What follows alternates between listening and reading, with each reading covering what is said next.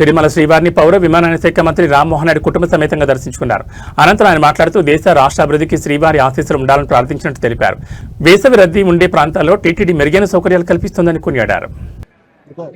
ఈరోజు స్వామివారి వెంకటేశ్వర స్వామివారి తాలూకా దర్శనం చాలా అద్భుతంగా జరిగింది.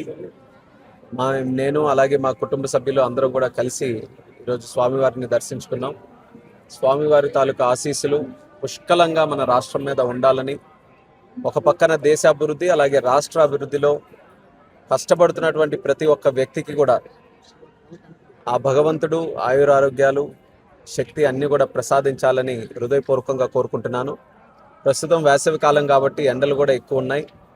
తిరుపతి వచ్చే భక్తులు కానీ సాధారణంగా ప్రతి ఒక్కరు కూడా ఎండల మీద ఒక దృష్టి పెట్టుకొని కావాల్సినటువంటి ఆరోగ్య జాగ్రత్తలన్నీ కూడా పాటించాలని వారందరికీ కూడా కోరుకుంటూ, వెకేషన్స్ కూడా ఉన్నాయి కాబట్టి సెలవుల కాలం కాబట్టి ఎక్కువ మంది తిరుపతి కూడా వస్తున్నారు.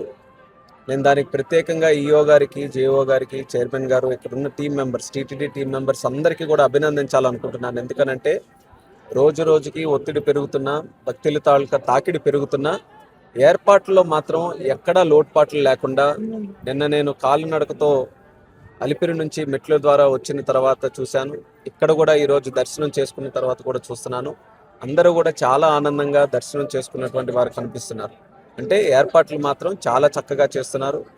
భోజనంలో, ప్రసాదంలో, క్వాలిటీలో ఎక్కడా కూడా తగ్గకుండా, మరి వాళ్ళకి కావాల్సినటువంటి సౌకర్యాల్లో కూడా అన్ని రకాలుగా ఏర్పాటు చేస్తున్నారు. వాళ్ళకి ప్రత్యేకంగా అభినందిస్తూ మరొకసారి ప్రజలందరికీ కూడా ఆ భగవంతుడి తాలూకా ఆశీస్సులు, కలియుగ వెంకటేశ్వర స్వామి తాలూకా ఆశీస్సులు పుష్కలంగా ఉండాలని కోరుకుంటూ సెలవు తీసుకుంటాం.